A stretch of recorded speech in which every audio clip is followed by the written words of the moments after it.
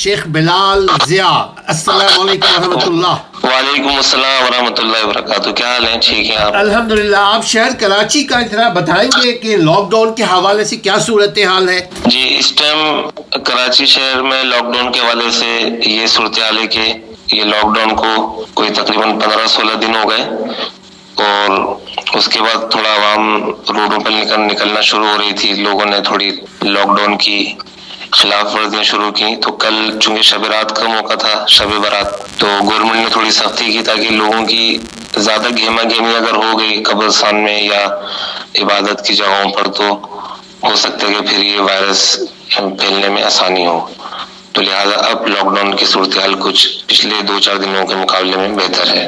جی اچھا، یعنی لوگوں کی جان کی حفاظت کے لیے گورنمنٹ نے لاک ڈاؤن یعنی سیکشن 144 کا نافذ اجرا کیا ہے؟ ہاں جی بالکل، جو بھی حکومت وقت ہوتی ہے ان کی ذمہ داری ہوتی ہے اپنے عوام کو، اپنی رعایا کو ہر طرح کی سیفٹی دیں اور ان کی جو سارے رائٹس ہیں ان کا خیال رکھیں۔ تو گورنمنٹ آف پاکستان اس حوالے سے الحمدللہ بہت اچھا اپنے طور پر کام کر رہی ہے، کوشش کر رہی ہے۔ اور اگر آپ سندھ کی بات کریں تو سندھ کے اندر کراچی ایک بہت بڑا شہر ہے، تو گورنمنٹ آف سندھ نے اس حوالے سے شروع کے اندر ہی اچھے اسٹیپ لیے، اور اس کی وجہ سے اللہ کے کرم سے وائرس تیزی سے نہیں پھیل سکا۔ مگر اس وائرس کے بارے میں آپ جانتے ہیں جتنے لوگ زیادہ ہوں گے تو یہ ایک دوسرے سے منتقل ہوتے ہوئے بہت سا جانی نقصان کر سکتا ہے۔ آپ دنیاوی علم بھی ماشاءاللہ سے پی ایچ ڈی ہے، دنیا کا بھی علم رکھتے ہیں اور عالم بھی ہیں، یہ ہمیں بتائیے کہ پھر یہ مسجدوں میں نمازیوں کو کے آنے پہ جو پابندی لگا دی گئی، اس سلسلے میں آپ کیا کہتے ہیں؟ کیا شریعت اس کو اندوز کرتی ہے؟ جی دیکھیے، اس حوالے سے میری جو نالج ہے، میری جو تھنکنگ ہے وہ یہ ہے کہ مسجدوں کو بند کرنے کی دیکھیے 2 صورتیں ہیں۔ ایک صورت یہ ہے کہ کوئی حاکم وقت ہو، کوئی حکمران ہو، وہ نہیں چاہے کہ اللہ کے گھر میں عبادت ہو، مسلمان نمازیں پڑھیں، اور وہ اپنی پاور کو استعمال کرتے ہوئے مسجدوں کو بند کر دے، تو ایسا شخص ظالم ہے۔ قرآن کریم سورہ بقرہ میں اللہ تعالیٰ نے فرمایا وَمَنْ أَظْلَمُ مِمَّنْ مَنَعَ مَسَاجِدَ اللَّهِ أَنْ يُذْكَرَ فِيهِ اسْمُهُ، اس سے بڑا ظالم شخص کون ہے جو اللہ کے گھر میں لوگوں کو عبادت کرنے سے روکے؟ تو پہلی صورت یہ ہے۔ تو دوسری صورت یہ ہے کہ کبھی ایسے حالات پیدا ہو جائیں کہ لوگوں کا تحفظ، ان کی جان، ان کے مال کا تحفظ یقینی بنانے کے لیے مسجدوں میں عبادت کو مختصر کیا جائے، لوگوں کو یہ آگاہی دی جائے کہ وہ گھروں پر نماز پڑھ لیں۔ ان حالات کے پیش نظر جب تک کہ وہ حالات رہتے ہیں اس وقت تک کے لیے مساجد کے اندر اس طرح کے اعلانات کیے جا سکتے ہیں۔ تو ابھی جو موجودہ صورتحال چل رہی ہے تو حکومت پاکستان نے اور دیگر جو دنیا کے اسلامی ممالک ہیں وہاں کی گورنمنٹ نے یہ اعلان لوگوں کے قیمتی جو لوگوں کی جانیں ہیں ان کی حفاظت کے پیش نظر کیا ہے۔ تو ہم یہ سمجھتے ہیں مستحسن اقدام ہے، اور علماء کرام کی ذمہ داری ہے کہ وہ عوام الناس کے اندر آگاہی پیدا کریں، انہیں پازیٹیو چیزیں بتائیں اور ان کو یہ بتائیں کہ یہ آپ کے فائدے کے لیے۔ اور الحمدللہ ہمارے دین کے اندر اللہ نے بڑی آسانی رکھی اور بڑا معتدل دین ہے دین اسلام۔ آپ صلی اللہ علیہ وسلم نے خطبہ حجۃ الوداع میں دنیا کی سب سے بہترین مسجد جہاں نمازوں کا ثواب دنیا کی تمام مساجد کے مقابلے میں زیادہ ہے، وہاں پر موجود خانہ کعبہ کی طرف اشارہ کر کے فرمایا تھا کہ ایک مسلمان شخص کی عزت، اس کا مال اور اس کی جان اس کعبہ سے بھی زیادہ اللہ کے نزدیک عزیز ہے۔ تو آپ اس سے اندازہ لگائیے کہ ایک مسلمان کی جان اللہ رب العالمین کے نزدیک کتنی اہم ہے۔ تو ان قیمتی جانوں کو بچانے کے پیش نظر اگر آپ کی گورنمنٹ آپ کو کہتی ہے کہ آپ گھروں میں نماز پڑھ لیں تاکہ گہما گہمی سے بچا جا سکے، تو میں سمجھتا ہوں کہ اس پر ہمیں خوش اسلوبی سے عمل کرنا چاہیے اس وقت تک کہ جب تک کہ موجودہ صورتحال جو وبا پھیلی ہوئی ہے ختم ہو جائے۔ جب یہ صورتحال ختم ہو جائے تو پھر آپ اپنی مساجد کو پہلے سے زیادہ آباد کریں۔ یہ تو تربیت کی بات ہے، تو آپ بھی اپنے مساجد میں لوگوں کو اویئر کر رہے ہیں کہ اس طرح بچنا چاہیے؟ جی بالکل، دیکھیے الحمدللہ ہم جو پڑھتے ہیں دین اسلام کے اندر اللہ رب العالمین نے دین اور دنیا دونوں حوالے سے رہنمائی دی ہے قیامت تک کے لیے۔ تو ہمارا دین اس حوالے سے جو تعلیمات دیتا ہے اس کی روشنی میں ہم نے لوگوں کو بتایا ہے۔ اور میں کچھ دن پہلے ایک سیمینار میں تھا، وہ کسی NGOs کے تحت بات چل رہی تھی تو وہ یہی کہنے لگے مساجد کا بہت اہم کردار ہوتا ہے. ہم اپنی ویکسین وغیرہ پلانے بعض علاقوں میں جاتے ہیں. اگر مسجد کے پیش امام لوگوں کو منع کر دیں تو اس علاقے میں ہمارا رزلٹ 10% آتا ہے. اگر مسجد کے پیش امام لوگوں کو بول دیں کہ جی ویکسین صحیح نہیں ہے اور اس کا نقصان ہے, پھر وہ کہنے لگے اگر مسجد کے پیش امام مساجد کے خطبہ علماء لوگوں کو بتائیں کہ جی آپ کی صحت کے لیے یہ جو دوائیں پلائی جا رہی ہیں یہ بہتر ہیں, تو وہ کہنے لگے کہ 100% ہمارا وہاں ٹارگٹ اچیو ہو جاتا ہے, 100% تک کہ ہم اپنا وہ سارا کام کر لیتے ہیں جس مقصد کے لیے جاتے ہیں. تو مساجد کا علماء کرام کا کردار بہت اہم ہے. تو ہم نے اس حوالے سے جو گورنمنٹ آف سندھ, میں کراچی میں ہوتا ہوں, گورنمنٹ آف سندھ کی جو ہدایت آ رہی ہے ہم نے اپنی عوام کو بتایا, الحمدللہ اس پر ہم عمل بھی کر رہے ہیں. شیخ صاحب آپ چونکہ پڑھاتے بھی ہیں, اسکول کا کیا حال ہے؟ دیکھیے اسکولوں میں آج کل چونکہ یہ آسانی ہے, اب ای بینکنگ بھی ہر جگہ چل رہی ہے, یعنی انٹرنیٹ بینکنگ آن لائن, اس کے اوپر پوری دنیا اس سے یہ آن لائن ہو رہی ہے. آپ دیکھیں آپ گھر میں بیٹھ کر کوئی چیز خرید سکتے ہیں, اپنے لینڈس کی ٹکٹ بک کرا سکتے ہیں, جو پہلے کچھ سال پہلے آپ کو جا کر لائنوں میں لگنا پڑتا تھا. تو موجودہ صورتحال میں جہاں گورنمنٹ نے اسکول بند کیے ہیں, کالجز بند کیے ہیں, تو اب دنیا کے ترقی یافتہ ممالک میں تو یہ طریقہ شروع ہو چکا ہے کہ جب تک کہ صورتحال قابو میں نہیں آتی وہاں پر آن لائن سسٹم کے تحت تعلیم بچوں کو دی جائے گی تاکہ ان کا نقصان کم سے کم ہو. اور جو دنیا کے ترقی پذیر ممالک ہیں وہاں پر بھی کوشش کی جا رہی ہے کہ لوگوں کو کم از کم گھر کے اندر آن لائن تعلیم دی جائے. اور ہمارے پاکستان میں حکومت پنجاب نے اس پر کچھ کام بھی شروع کیا ہے. بہت جلد متوقع ہے کہ گورنمنٹ آف پنجاب اس حوالے سے کوئی اناؤنسمنٹ کرے. یعنی فاسٹر وائی فائی سسٹم اس کی طرف اشارہ ہے آپ کا, چونکہ انٹرنیٹ کا بڑا پور نظام ہے, بجلی لوڈ شیڈنگ کا مسئلہ رہتا ہے, اس صورت میں کیا آپ لوگ کرتے ہیں؟ دیکھیے پاکستان کی بات کریں, یہاں پر ہر گھر میں آن لائن تعلیم نہیں پہنچائی جا سکتی کیونکہ یہاں ابھی لوگ اس حوالے سے انٹرنیٹ یوز نہیں کر رہے جیسے ترقی یافتہ ممالک میں. مثلاً آپ امریکہ کی بات کریں, میں بھی امریکہ میں 99% لوگ آن لائن ہیں, وہ مطلب یہ ہے کہ وہ انٹرنیٹ یوزر ہیں.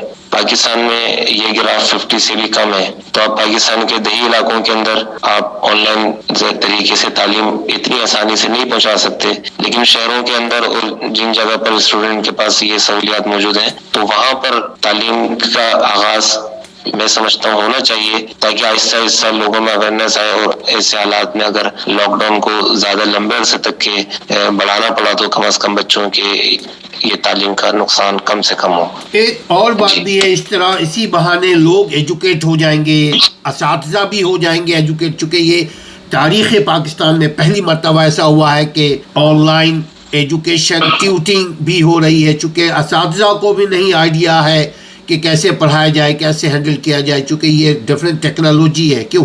جی آپ بالکل صحیح کہہ رہے ہیں. ابھی دیکھیے ابھی جو اپریل 2020 یہ جو وقت چل رہا ہے یہ انشاءاللہ وائرس آہستہ آہستہ دم توڑ جائے گا. اس کے بعد دنیا میں بہت ساری چیزیں نئی سامنے آئیں گی. دنیا میں لوگوں کا رہنے کا رہن سہن, پھر ان کی ملاقاتیں, ان کی ایک دوسرے سے معاملات بالکل چینج ہو جائیں گے. تو آنے والے وقت کے اندر یہ آن لائن ٹیچنگ ہو گئی یا اس حوالے سے انٹرنیٹ کا استعمال یہ بہت زیادہ بڑھے گا. اور پھر بہت جلد ترقی پذیر ممالک کے اندر یا تیسری دنیا کے اندر بھی ان چیزوں کی اہمیت کو سمجھا جائے گا, اور اس کی بدولت آنے والے وقت میں جہالت کو اور کم علمی کو کم کرنے میں بہت زیادہ آسانی مل سکے گی انشاءاللہ تعالیٰ. یہ جو لوگ ہیں جو بیچارے روز کماتے روز کھاتے ہیں, ان کا کیا حال حشر ہو رہا ہے, یہ ذرا بتائیں گے آنکھوں دیکھا؟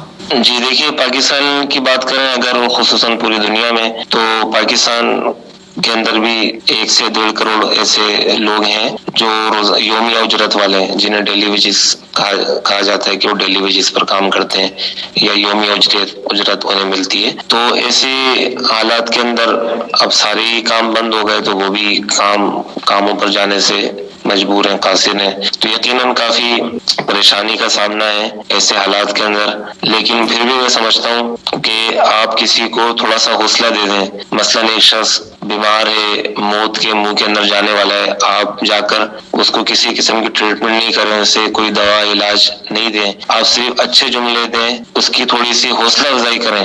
اس کی حوصلہ افزائی کرنے سے ہی اس کی بیماری کافی کم ہو سکتی ہے. ہمارے سامنے ایسی مثالیں موجود ہیں. دوسری جنگ عظیم کے موقع پر جب کچھ مطلب یہ کہ جرمنی کے اندر یہ لوگوں کو وہاں قید کیا گیا تو وہاں جیکب نام کا ایک بندہ تھا، تو اب سب قیدیوں کو یقین تھا کہ جی ہماری سزائے موت ہونے والی، اور اب وہ اپنی زندگی سے مایوس ہو گئے تھے. تو وہ لوگوں کو کہتا تھا کہ جی ابھی میرے پاس ایک چھوٹا سا ریڈیو ہے اور میں خبریں سن رہا ہوں کہ فوجیں آ رہی ہیں ہمارے ملک کی اور سب یہاں سے آزاد ہو جائیں گے. تو ان کے اندر یہ اچھی رپورٹ سن کر ان کے اندر زندگی کی امیدیں آنے لگی، اور وہ پھر ان کے چہرے پہلے سے زیادہ بہتر ہو گئے. اب جب پھر جیلر کو پتہ لگا تو اس نے تحقیقات کرائی کہ یہ اچانک قیدی جو اپنی موت آپ مر رہے تھے، یعنی صرف یہ سن کر کہ ان کی خودکشیاں ان کو دی جانے والی ہیں، تو اچانک ان کے اندر زندگی کا حوصلہ کہاں سے آ رہا ہے. جب معلومات لی تو پتہ لگا ہے کہ انہی کے اندر ایک شخص وہ جھوٹ بول کر ان کو یہ بولتا ہے کہ جی میں نے خبریں سنی اور ابھی آپ لوگ یہاں جیل سے نکل جائیں گے،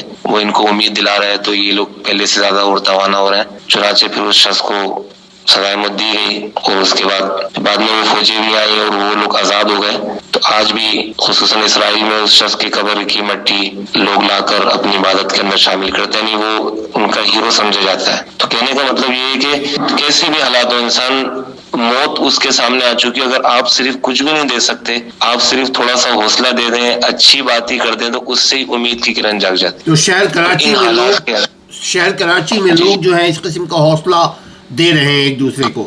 بالکل، میں یہی بتانے لگا ہوں، ان حالات میں ہمارے وطن عزیز میں عوام الناس تو بڑھ چڑھ کر حصہ لیتی ہے، لیکن بہت اچھی بات ہے کہ اس دفعہ گورنمنٹ نے بھی ایک بہت بڑا اعلان کیا ہے. موجودہ گورنمنٹ نے 1 کروڑ سے زائد لوگوں کو وہ کچھ پیسے دیے جائیں گے، جو ایک اچھا اماؤنٹ ہے، 12 سے 15 ہزار روپے. تو اب ہر کسی کو ملے یا نہیں ملے، لیکن کم از کم لوگوں کو یہ آسر ہو گیا کہ جی ہمارے بھی حکمران ہیں، انہیں بھی مطلب ہمارا خیال ہے، اور وہ بھی ہمارے لیے کوشش کر رہے ہیں، اور عام لوگ بھی لوگوں سے حال احوال پوچھ کر جتنا ہو سکے اپنا حصہ ملا رہے ہیں. تو میں چونکہ میں بھی یہ چھوٹے موٹے کام کرتا ہوں، تو مجھ سے جو ہو سکا میں بھی اپنا حصہ ملا رہا ہوں. تو ہر پاکستانی کی ذمہ داری ہے، اگر آپ کو اللہ نے کچھ دیا ہے، اپنے بھائیوں کو اپنی اس مشکل گھڑی میں یاد رکھیں، ان کو اچھے جملے دیں، حوصلہ دیں کہ یہ وقت گزر ہی آئے گا اور دنیا کے حالات پہلے سے اچھے ہو جائیں گے، اور پہلے سے زیادہ آپ لوگوں کو کام ملے گا.